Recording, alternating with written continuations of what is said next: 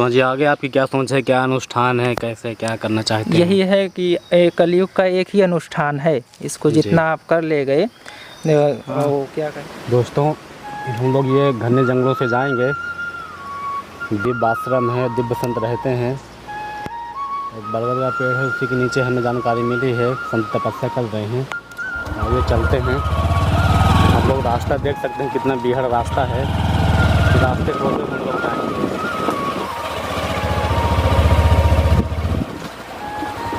जंगली जानवरों का खतरा भी बना रहता है यहाँ पे।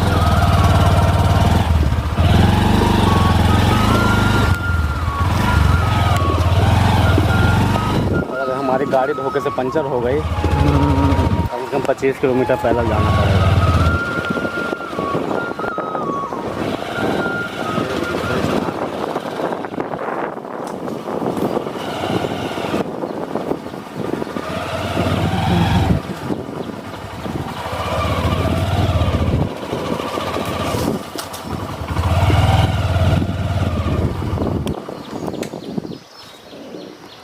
ये कुटिया है संत भगवान के।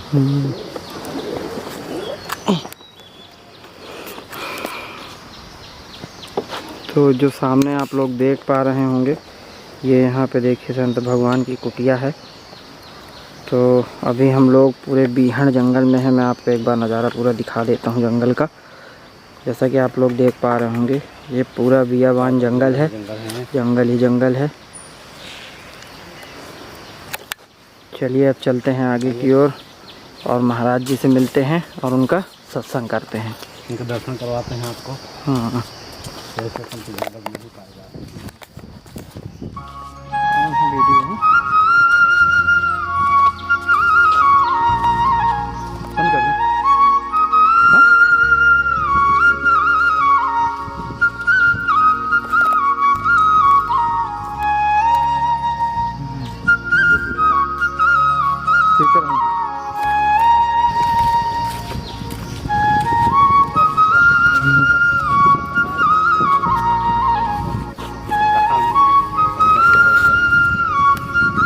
जय श्री राम दोस्तों, मैं राजकुमार आपका स्वागत करता हूं आपके अपने YouTube चैनल संत नमन में। और आज हम लोग ये चित्रकूट के बीहड़ जंगल में आए हुए हैं। जंगल के बीच में हमको दिव्य कुटिया मिली, वहीं हमको एक दिव्य संत दिखाई दिए। तो आइए उनके आपको दर्शन कराते हैं और उनका थोड़ा बहुत सत्संग भी करते हैं। सबसे पहले महाराज जी मैं आपका नाम जानना चाहूँगा। मेरा नाम अयोध्या दास है जी। और महाराज जी आपका जन्म स्थान कहाँ पे है? जन्म स्थान यूपी है। यूपी में किस जगह का क्लियर हम नहीं बताते। कोई नहीं, आपकी इच्छा।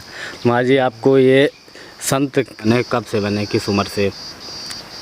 अगर इस लौकिक दृष्टि में देखा जाए तो बहुत कम समय हुए हैं। अच्छा। और संत को जैसे आपने पूछा कि भेष कब बनाए, तो संत का भेष नहीं बनाना पड़ता है। अच्छा। संत होना पड़ता है। तो संत होना पड़ता है, तो अपने से हुआ नहीं जा सकता है। इसको राम जी बनाकर अगर भेजेंगे तभी हुआ जा सकता है। अच्छा, तो ये मतलब बाल योगी संत हैं? हाँ जी। और माता पिता आपके? माता पिता हैं, अपना घर पे रहते हैं। तो महाराज जी जैसे मैं कुछ लोग बताते हैं, कुछ संत बताते हैं कि जब ये बाल योगी ये कोई भी संत बनता है तो सबसे पहले अपने माता पिता से भिक्षा लेने जाते हैं, ऐसा कुछ है, कुछ उनकी आज्ञा लेते हैं, ऐसा भी कुछ है क्या? हाँ ऐसा होता है। वो अधिकतर क्या बोलते हैं, संन्यास परंपरा जो होता है सन्यासियों में होता है। और हम लोग वैष्णव परंपरा से हैं, तो हमारे यहाँ कोई नियम नहीं है कि आपको लेना ही पड़ेगा जी। तो वो सन्यासी में जो आप ये पूछ रहे हैं भिक्षा का विधान सन्यासी में ज़्यादा है। मतलब जैसे हम लोग या आप ये संत जीवन में चले आए हैं, तो क्या माता पिता का त्याग करना ज़रूरी है? उनका त्याग करके ही ये भगवत प्राप्त कर सकते हैं या उनसे मोह बना रहना चाहिए? देखिए, मोह अगर हमारा एक जगह रहेगा, इसी समय में कहेंगे अगर हमारा मोह एक जगह रहेगा तभी हम अपने धर्म का अच्छे से पालन कर सकते हैं। और जहाँ तक बात है कि माता पिता का त्याग करना, तो अगर हम त्याग कर रहे हैं, त्याग नहीं है, वो तो है कि आसक्ति से हमें छुटकारा मिलना, मोह का त्याग करना है, ना कि माता पिता का जी। और अगर ये हमें ज्ञान हो जाता है गुरु के चरणों के आशीर्वाद से कि हमें मोह कहाँ करना है और हमारी आसक्ति कहाँ होना है और हमारे असली माता पिता कौन हैं, तो देखा जाए तो माता पिता तो एक ही हैं, जो पूरे जगत के माता पिता हैं। तो हम उनके चरणों का आश्रय लिए हुए हैं, तो ये हम नहीं कह सकते कि हम अपने जन्म देने वाले माता पिता का त्याग कर दिए हैं। मोह त्याग दिए हैं। हाँ, मोह और ममता का त्याग किए बिना हम जो पूरे जगत के माता पिता हैं उनसे हमारा प्रेम नहीं हो सकता है पूर्ण रूप से। अगर हमारा दो जगह प्रेम बटा रहेगा तो मन भी हमारा एक जगह स्थिर नहीं हो पाएगा। इसलिए हमें उस प्रेम को, उस ममता को त्यागना पड़ता है। अच्छा। कि हमारे जो असली माता पिता हैं उनसे हमारा प्रेम हो, वास्तविक निस्वार्थ प्रेम हमारा उनसे हो। इसलिए हमारे जो जन्मदाता माता पिता हैं वहाँ से ममता को हटाना पड़ता है। कुछ लोगों का कहना है कि ये भगवान तो स्वयं आपको नहीं दिखाई देते, कहीं ना कहीं माता पिता के रूप में ही दर्शन देते हैं। कौन कहता है भगवान स्वयं नहीं दिखाई देते? ऐसा भगवान कई संत है, हर संत को अपना एक अलग मत है। नहीं, देखिए हमारा भगवान तो स्वयं दर्शन दिए हैं, कितने भक्तों को दर्शन दिए आते हैं। आप सोचिए चित्रकूट में भगवान कितने वर्ष रहे हैं, 12 वर्ष यहाँ निवास किए हैं ना जी। तो दर्शन नहीं दिए उस समय कहाँ दर्शन दिए? माता अनुसुईया के पास गए, अत्रि भगवान रहते थे उनके पास गए, सबको दर्शन दिए हैं। लेकिन हमारी इच्छा, हमारी भक्ति, हमारा प्रेम कैसे है, उसी के अनुसार हमें राम के दर्शन हो सकते हैं। भगवान के दर्शन तब हमें हो सकते हैं जब हमारे अंदर भक्ति और प्रेम की पराकाष्ठा होगी, तभी हम राम के दर्शन कर सकते हैं, अथवा तो हम भजन कर ही रहे हैं। अच्छा, आपके कहने पे मुझे कि ये याद आया, जो शायद ये भक्त प्रहलाद थे तो उनकी माता ने कहा कि आप ये पिता की गोद में क्या बैठे हैं, सबसे मतलब परम पिता परमेश्वर हैं, उनके पिता के गोद में बैठे। ध्रुव का है या प्रहलाद का? भक्त ध्रुव अपने पिता की गोद में बैठना चाहते थे। जब 5 वर्ष की अवस्था उनकी थी तो उनकी एक वो सौतेली माता कह सकते हैं, तो उन्होंने फटकार लगा के, डांट लगा के पिता की गोद से उतार दिया उनको। तो ध्रुव जी अपने वास्तविक माता पिता के माँ के पास गए और रोने लगे।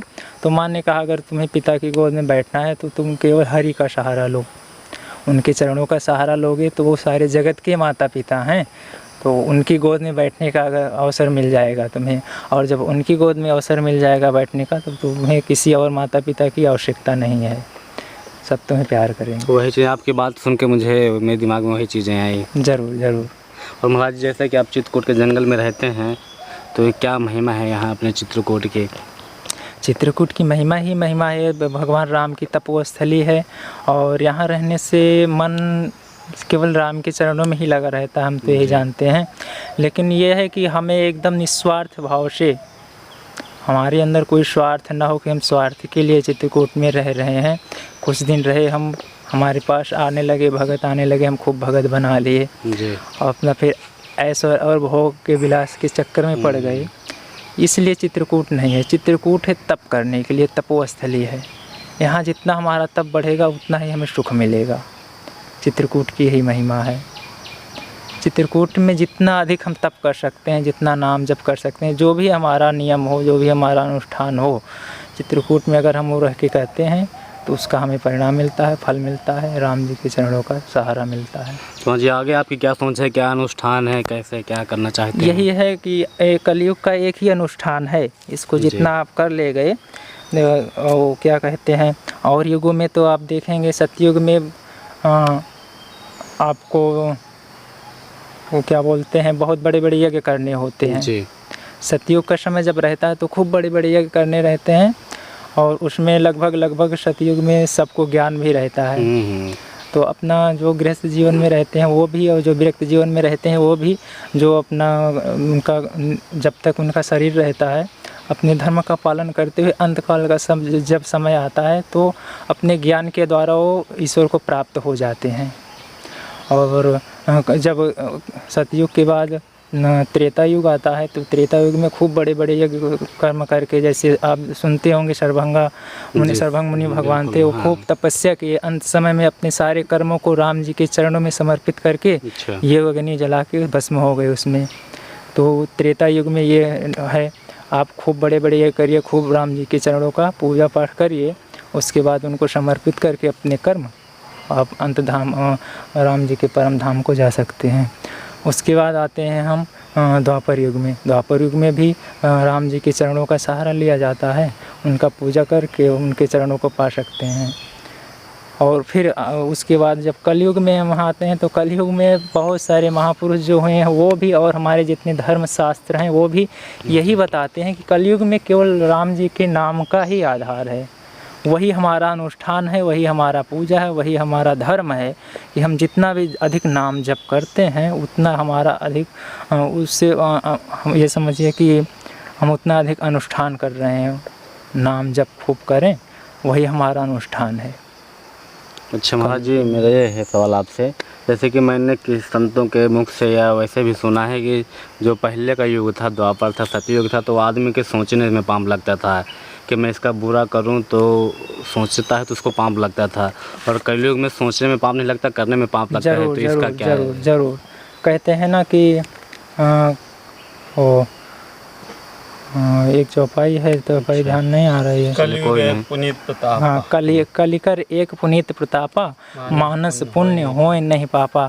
अगर हम मानसिक रूप से किसी के बारे में बुरा सोचते हैं जी। या मानसिक रूप से कोई पाप कर्म करते हैं तो उसका दोष हमें नहीं लगेगा। अच्छा। और पुण्य के बारे में हम अगर सोचते हैं, जैसे हम पाप के लिए सोच ले कि हम हमें अच्छे नहीं लग रहे हैं, हम इनके कुटिया में आग लगा दें, ऐसे हमारे दिमाग में विचार आ गया। तो अगर जब तक हम इसको अपने क्रिया में नहीं उतारेंगे तब तक हमारे ऊपर दोष लगने वाला नहीं है जी। ये कलयुग का प्रभाव है। और दूसरा काम, अगर हम पुण्य के लिए सोचते हैं, जैसे मानसिक रूप से हमने सोचा कि हम यहाँ बैठे हैं, चित्रकूट में बैठे हैं और हम आज हरिद्वार में गंगा जी का स्नान कर लेते और जाके क्या कहते हैं वो जाते गंगा जी का स्नान करते, खूब संतों के दर्शन करते, केवल मानसिक रूप से हम इसका चिंतन कर रहे हैं और जा नहीं पा रहे हैं, तो जो जाने से हमें वहाँ पुण्य होगा, यहाँ हम बैठे बैठे मानसिक रूप से चिंतन करके ही कर सकते हैं। ये कली का प्रभाव है, कलयुग का इतना गुण है। इसलिए राजा परीक्षित ने कलयुग जी को रहने के लिए भी स्थान दिया जी, इन्हीं सारे गुणों को देख करके। नहीं तो बाण चढ़ा लिए थे कि हम कलयुग को रहने ही नहीं देंगे, अपने राज्य में आने ही नहीं देंगे। द्वापर के बाद जब कलयुग का आगमन हो रहा था तो कलयुग गौ माता को क्या कहते हैं डंडा लेके मार रहा था। अच्छा, कलयुग। तो राजा परीक्षित वहीं अपना शिकार कर रहे थे पास में ही, तो उनको पता चला गौ माता रो रही थी, उनकी आंखों से आंसू गिर रहे थे। तो उन्होंने पूछा तो सारा वृत्तांत बताया उन्होंने।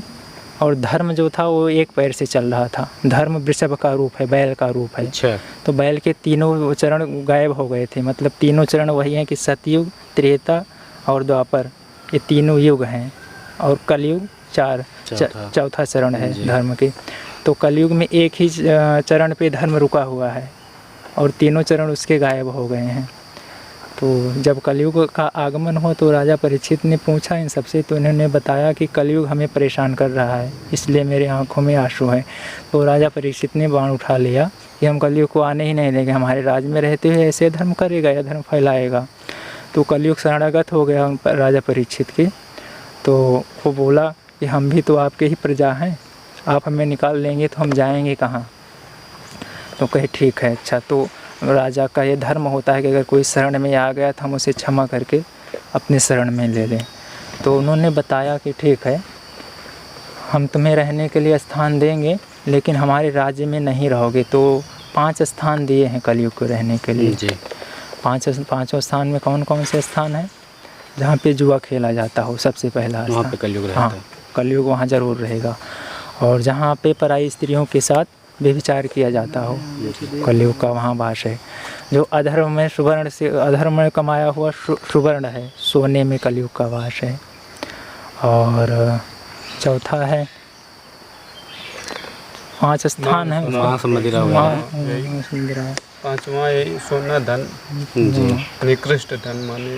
तो महाराज जी, आपके बहुत से भक्त देख रहे हैं हमारे चैनल के माध्यम से, तो उनके लिए क्या सीख देना चाहेंगे? हम तो यही सीख देना चाहेंगे, चाहे बच्चे हों, बूढ़े हों, माताएं हों, बहनें हों, तो उनसे एक ही निवेदन है, करबद्ध निवेदन है हाथ जोड़ के कि भाई अगर कलयुग में हमें धर्म से जीना है, हमें आगे बढ़ना है, हमें अपने मानसिक रोगों से बचना है। देखिए कलयुग में शारीरिक रोग कम होंगे मनुष्य को, मानसिक रोग ज़्यादा हैं। आप देखते होंगे बहुत सारे हम देखते हैं कि वो उनको मानसिक चिंता इतनी टेंशन बनी रहती है कि वो समझ ही नहीं पाते हैं कि क्या अच्छा है क्या बुरा है, उसी से उनको पाप कर्म बन जाते हैं।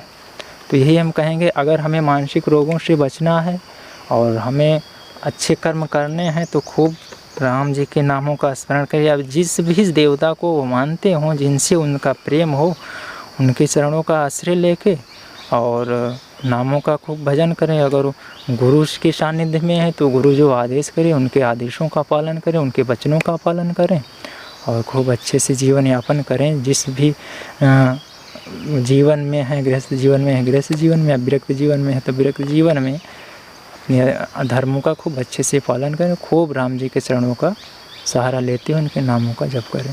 प्रेम जी बहुत अच्छा लगा आपसे बात करके। जय श्री राम।